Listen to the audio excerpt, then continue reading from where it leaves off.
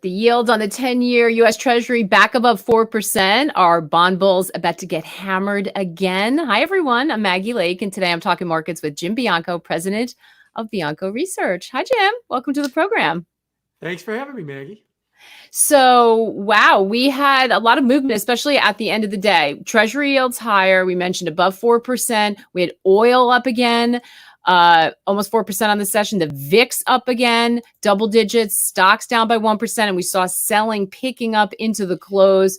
What do you make of the market action today? What's going on? I think there's two things going on in the markets. I think, first of all, there's still the worry about what's going on in the Middle East. There's that concern that there's a retaliation coming, and what does that mean? Are they going to go after oil facilities or not? And is that going to disrupt the oil flow?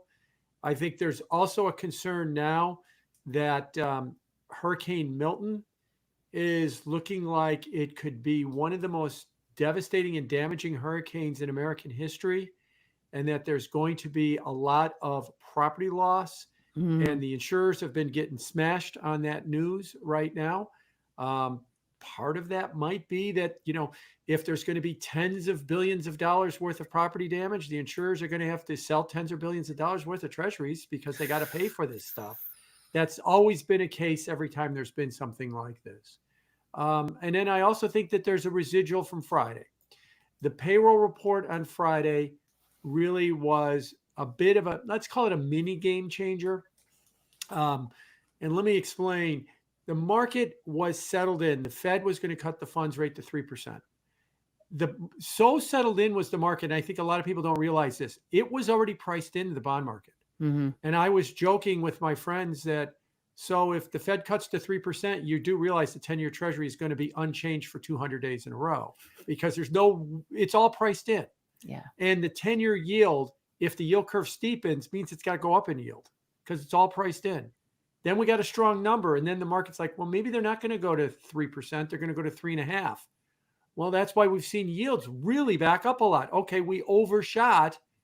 And now we have to start thinking about the Fed not cutting as much, and interest rates are moving higher. So you've got a confluence of events coming into the market. By the way, I didn't mention anything about the election. I don't think that's yet in play yet in the market. Which is incredible. And it just speaks to the headline risk I think that's out there, Jim, with all of these events. Let's talk a little bit about each of them. And, you've been arguing for a long time that people were underestimating the U.S. economy, that it was stronger than many have assumed. Why have so many gotten this wrong? And it's important because it feels like we're having another one of those bond trades again. It's been so painful. People keep running yields down, thinking that slowdown's coming.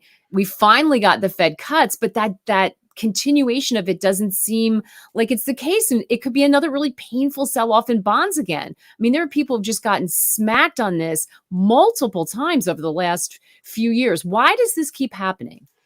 I think there's two big picture and then maybe a micro picture. The bigger picture is I've argued that the economy has changed coming out of 2020. That is something that I think is still being debated in market circles and in economic circles. Is this a different cycle? Now, Chairman Powell does not think it's a different cycle. He constantly talks about the economy normalizing, going back to pre-pandemic levels. And I said, look, that's the old cycle. We're not going back there. We're going to go to something different. And that something different is going to be a stronger nominal growth economy, and then throw into that nominal inflation. And that if we're going to have a little bit more inflation, the problem is if you still, and look, maybe I'm too online, but I still hear people thinking about, no, the Fed's going to cut rates to zero. Nope, that era is over. That era is over. They're not going to be cutting rates that much. And if they did, all they're going to do is produce 7, 8, 9% inflation. They're not going to produce a stronger economy. So I think that that's part of it. And then I think the other part, I did tweet this out earlier today, and I've been tweeting this out semi-regularly. One of the strongest relationships with the 10-year yield is crude oil. And crude oil prices go up and down with the 10-year. Now, we could debate which one causes and which one affects. everybody assumes it's crude oil prices move and interest rates impacted. It could be the other way around. But crude oil prices are up a lot now, 16%. And that's got yields up too. So I like to say, maybe what we did from April until, early September was we mistake the fall in crude oil prices for a bull market in bonds. And then as soon as the fall in crude oil prices ended, so did supposedly the crude oil, the bull market in bonds. Yeah.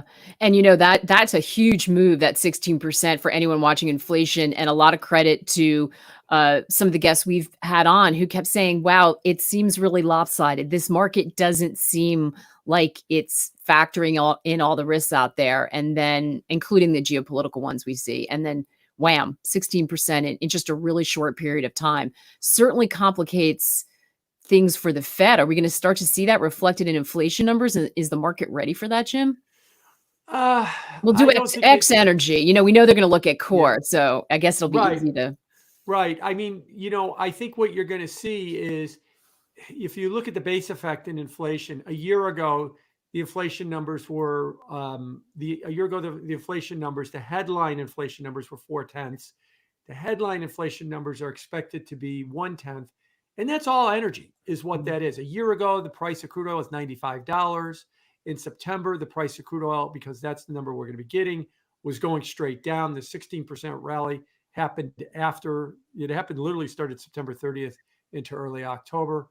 So you're going to probably see the year-over-year number go to 2.3 on the headline, but the core number, that's going to be another interesting one because you could see a 0.3 on the core number, keeping it above 3%. Mm, And if it is, I've argued that the seasonality is going to start turning north on inflation, and when all is said and done, we never got it under 3%. I'm talking about year-over-year core CPI, mm, PCE. We never got under 2.5%, and these were numbers that were considered unacceptable before 2020, and now these are numbers that we're getting, and we're saying victory. And it really, we're just saying victory right at the low, as I think that inflation is going to start heading higher. And add into that the stimulus of the Fed cutting, pushing stock prices higher. Remember, it was just a couple of days ago. Friday, the Dow made a new all-time high, and it was just a couple of days ago the S&P made a new all-time high. So I think all of that is just going to keep feeding into this narrative, and that it's going to keep interest rates on a trajectory higher. yeah. Hi to everybody in the chat. It's great to see you all. And Jim, they've already peppering with some questions, and I want to get one of them in. Hi, Tommy Thornton. He says hello to us. Hey, He's here as well. hello, Tommy. Um, so Boris is asking, my question to Jim, the 10-year yield curve showed quite a remarkable steepening over the last few weeks. Do you think it was just a short episode of a normal shaped yield curve going inverse again? No, I don't think so. I do think that the yield curve has finally started to move onto the track of steepening. Now that I've said that, of course, it reinverted today, that yield curve. It's been going the other way as the 2-year note has been pricing in less Fed rate cuts. But I think that the yield curve is going to continue to steepen, say, into the first quarter. Now, here's the problem. If the yield curve normalizes, what does that mean? That means that the 2-year and the 10-year usually trade. The 10-year trades about 100 basis points above the 2-year. That's the average yield curve that we've seen over the last 40 years. Mm, Well, if the 2-year note's at 4% right now, where's the 10-year supposed to trade? 5. It's supposed to trade 5, the level that is considered to be impossible by a lot of people. Otherwise, you'd have to make the case that the curve is going to stay either flat or somewhat inverted. I don't think it is. I think we're in the process of uninverting and steepening the curve now. And it's going to be very volatile because we're also in a process of a Fed rate cut cycle. And that also adds in a lot of uncertainty. That's why what you saw was 4 days ago, the yield curve was positive 20 basis points. Then we get a strong payroll number. The Fed's got to take out one or two or the market's got to unprice one or two Fed rate cuts. And the 2-year shoots up, and now we're inverted again. But you could see that as that curve continues to move, going more positive, that's a nice way of saying that the 10-year yield keeps going higher. yeah, which is bad news if you were someone who is expecting, a bull market for bonds here. What can the economy handle a 5% 10-year? I think it can, and I think it has. July of 23, the funds rate went to 5. The funds rate got cut in September of 24. Stock market was up 23% during that period. I think what people need to understand is this is no longer the quantitative easing period of 2009 to 2022. This is no longer the zero interest rate period. That era is over. You could send it, I like to joke, you could send it to the historians, not even the economists, because we're not going back to that era. If you look at the era before that, pre 2009, we had bull markets, we had people employed, Mm. we had the economy growing, and we had 4, 5, 6, even 7% interest rates. This economy can handle that level of rates. Problem is, most people are not equipped to, they're anchored to that QE period. They think that's normal. That was the abnormal period. This is closer to normal in terms of interest rates. And I think that, yes, the economy has handled it. We've been seeing, we're still at 4% on unemployment. We're still growing at 2 to 2.5% on GDP. We are still seeing the stock market go up. We're still seeing credit spreads narrow. You'd be very hard pressed, unless you're a mortgage broker, to tell me that there's any pain out there because of these rates. And if you're a mortgage broker, you're right. Your industry is getting hurt by these rates, but sorry, it's not big enough to move the needle. We don't cut rates because the refi index is not up high enough. And Mm. so that's why I do think that these rates are somewhat normal. We're just not used to it yet. So, uh, a comment question in the chat. More pain for REITs if capital costs stay elevated. Doesn't the market eventually need lower refinancing costs?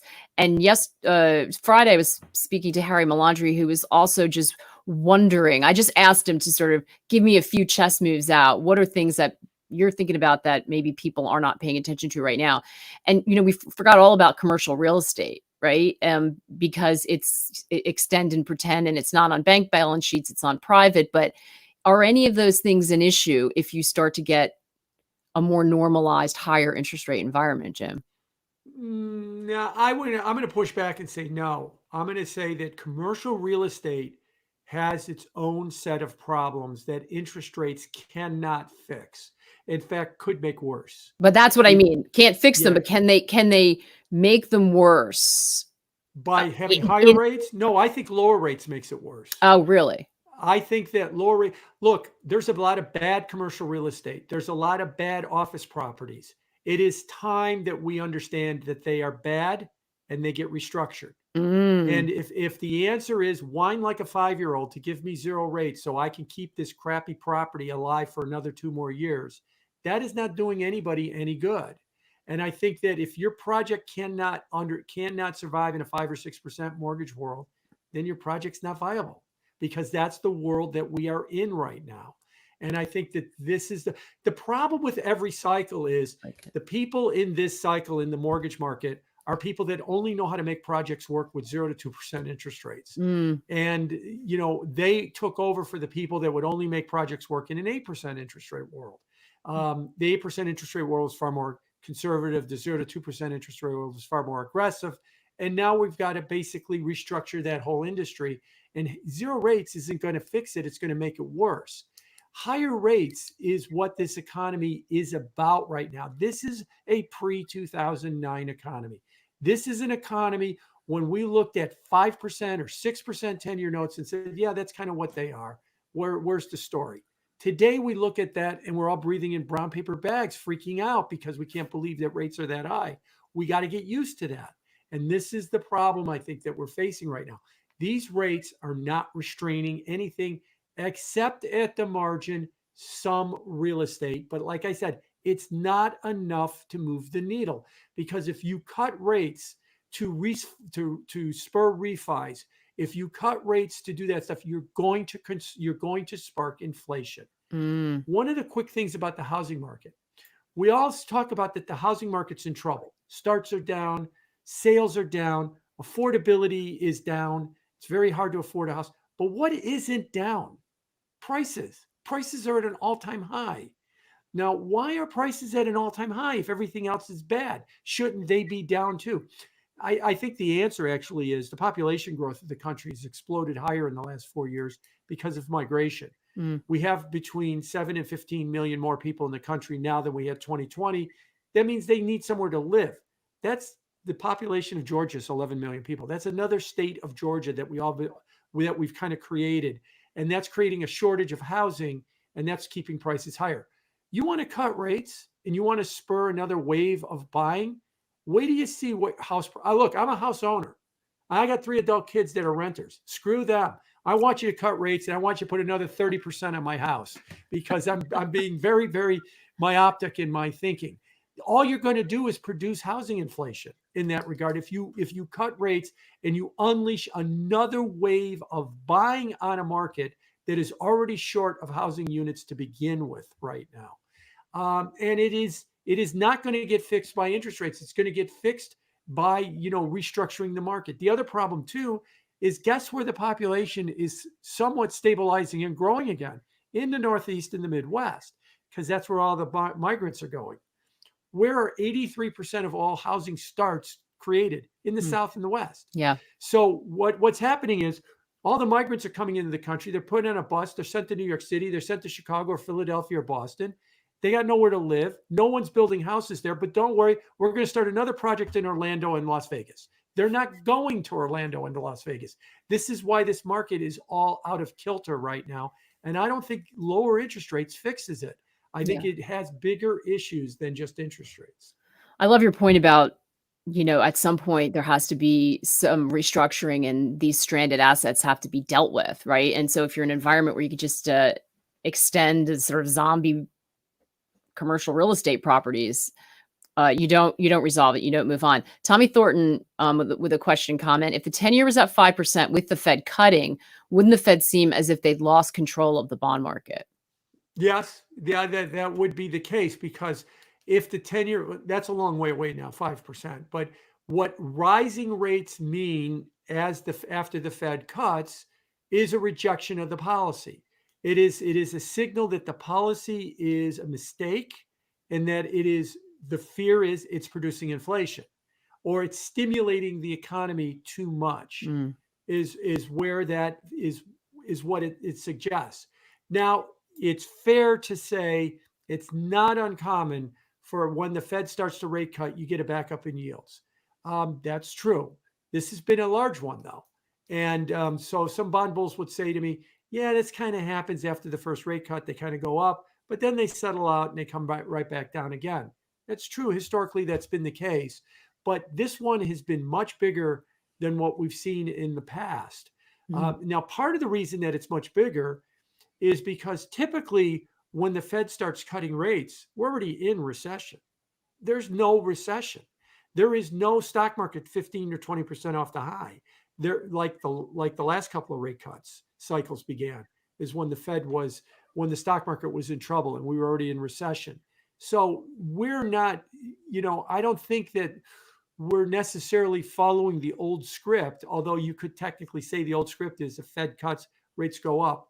But this one, they're going up a lot more. And I think that if they continue to move higher, yeah, the conclusion is the Fed is giving us stimulative of policy when the market's saying it doesn't need it. And it's just going to produce bad outcomes, malinvestment and inflation. mm. Jim, you made a really interesting point that I hadn't heard, and of course, we're just wrapping our head around this hurricane, and there's some people in the chat, and I'm so happy to hear that some of you feel like you're out of harm's way, and of course, it's going to be a really, really tough couple of days for Florida on the heels of just getting hit. The insurance losses as something. So just walk us through that in case that scooted past people when we were talking just generally about all the things that the market has to deal with. We've always wondered about forced selling, right? If you've got to raise capital, do you sell your winners? Would it feel, do you think that's a sort of temporary, how much could that impact stocks?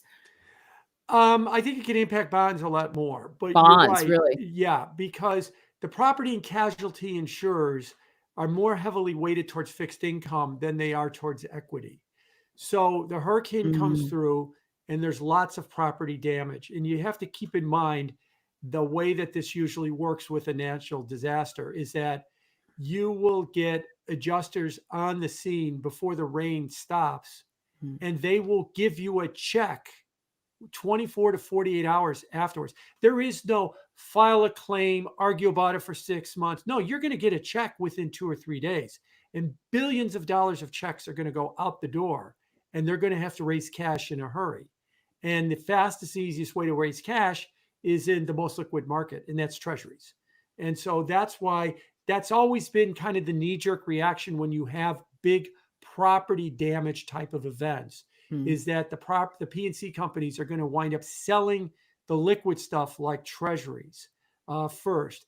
Whether or not they get down to selling their stock portfolios, or whether or not this means they're going to sell Nvidia, usually that's last on the list that they want to sell. But the stock market's not going to take kindly to rapidly rising interest rates or the bond market being under pressure. Yeah, And exactly. we have no idea how bad this is going to be, because there's been some talk that it's a Cat 5 hurricane. It might be the largest hurricane to hit Florida since the Civil War. It's going to emerge on the Atlantic side, and it's still going to be a hurricane. It's going to turn north, and then it's going to hit somewhere else. And so by the time we're done with all of this property damage in 10 days to 2 weeks, it could be huge Yeah. at this point, or maybe we get lucky. And Yeah, and let's you know, hope, and but it, that Gulf is really warm, which is why I think people are growing very, very concerned. right. So let's rifle through a couple other issues that are on people's radar. So if we have higher interest rates, what does that mean for stocks? We saw when rates, if the 10-year were to get back to 5%, we saw a lot of people looking at their portfolios saying, I'm gonna take that yield. Maybe I don't want to be in risky assets. Maybe I don't want to be in stocks. Uh, could we see that again in terms of allocation? Or, there's been so much talk, this idea of 60/40, or even the role in bonds in a portfolio is up for question. How are you thinking about that? Yeah, so two things. Since the October 2022 low, which was the 12th, so we're coming up on the second anniversary of the bottom of the bear market from 2022. There's been three 10% corrections, or 9 to 10% corrections. First one was October of 23 when we hit 5%. Second one was April of 2024, this year, when rates went to 475. Notice a trend there. Rates go up, the stock market gets bothered by it. The third one was the carry trade unwind in August, but that one was only a couple of days, and then it rebounded back to a new high. So normally the stock market seems, in this environment of the last 2 years, it gets bothered by high rates. Now, what is that magic level? Is it 405? Is it 450? Is it 5%? We don't know where that level is, but there's a level out there that when rates go high enough, it seems to bother the stock market. So it's like the stock market, it doesn't care, it doesn't care, it doesn't care. Now I care. Is basically what happens with the stock market. As far as bonds, you're right. Look, I've argued the 60/40 portfolio died, in 2022. What was the 60/40 portfolio? So everybody understands what I've defined it as, and other people have defined it as. You own stocks because they always went up, and you own some bonds, 40% of your portfolio, and they were low yielding 2% bonds, and they were effectively crash insurance. You owned them because when the stock market went down, you got a risk off rally, and that offset your losses. That's not been the case. That negative correlation between the price of bonds and stocks has been gone now for a couple of years. We're at the highest positive correlation between stocks and bonds, I think, in 18 years right now. They move up and down together. The new environment is more like the pre 2009 environment. Here we go again with that pre 2009 environment. Stocks, what should you expect out of the stock market? Dr. Jeremy Siegel wrote a new update to stocks for the long run. He said 8% a year is a reasonable expectation for stocks. Now, I know the crypto crowd goes, you mean a week? Because that's what they want. They want 8% a week. No, 8% a year. Okay, we're having a 20% year. So we're a little bit ahead of that number right now. The bond market is yielding somewhere, if you add in corporates and mortgages and everything else, in the high fours.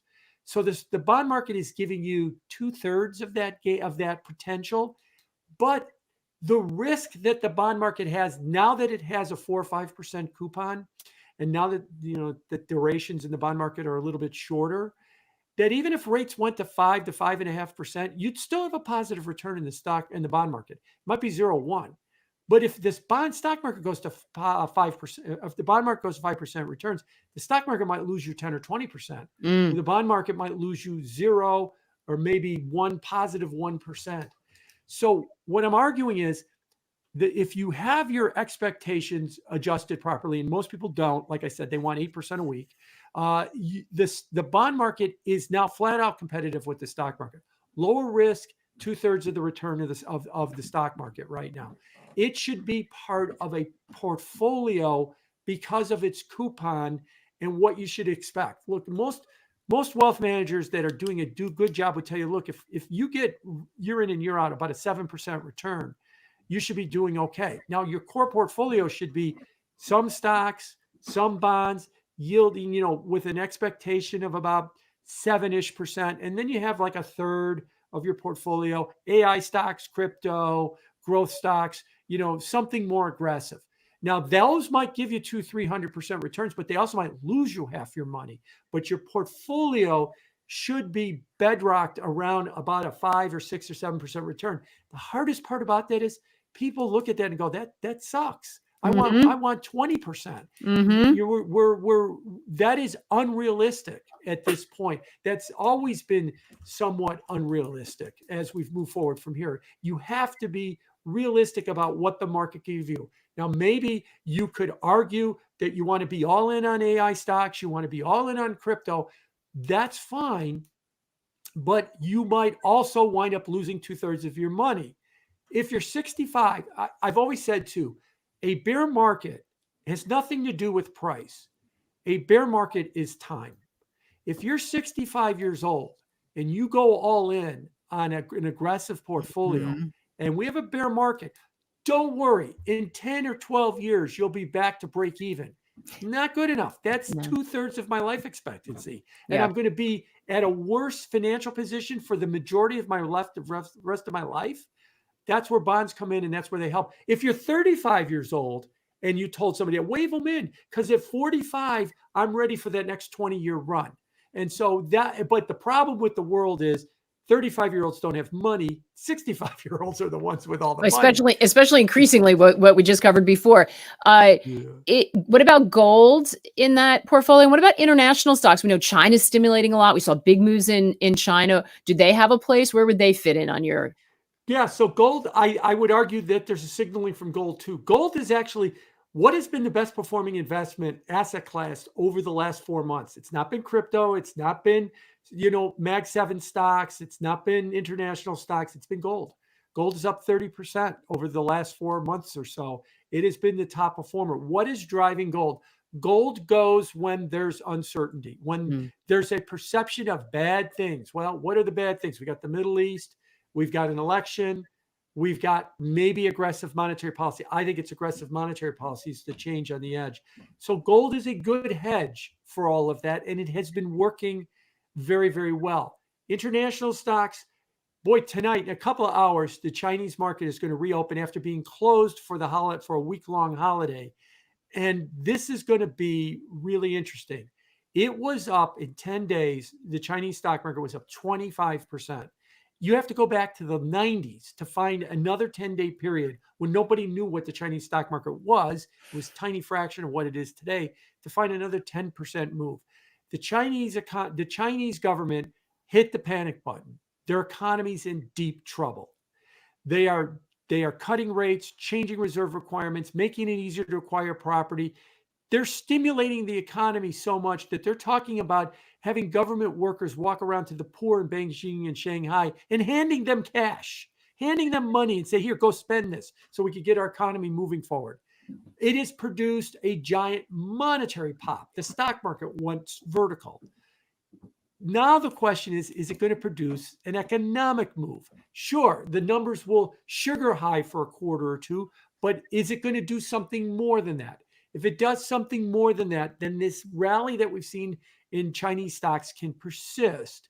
If it doesn't, and it's just a sugar high, then this was just a rally to sell, is what it has been. Yeah. But the problem is going into mid-September, Bank of America does their fund manager survey, and it basically showed that all the fund managers were short the Chinese market, were out, hated it. They were caught flat-footed when this thing took off, and they're all chasing it right now. And we'll have to see whether or not that turns out to be a good move or not, because they missed this move from the beginning and they've been chasing it ever since. I don't know. I have my doubts. The Chinese economy is in trouble. They are stimulating because they recognize they're in trouble. Is just handing poor people cash and saying, here's a bunch of crappy property, but don't worry, we'll make it easier for you to buy crappy property, the fix to a property problem? I don't think it is. So color me skeptical as to whether or not long-term this will work, but stranger things in life have happened. So let's see if we get any kind of signs that this is really marking a change in the attitude among the Chinese consumer, not necessarily among the Chinese stock investor. We know that they're all in on this thing, but they need the follow-up from the economy or it won't last. Yeah, I think Lena in the chat put it really well. Chinese market is a trade, not a buy and hold. You have to stay really nimble and really understand your risk profile, I think, if you're going to dabble in that.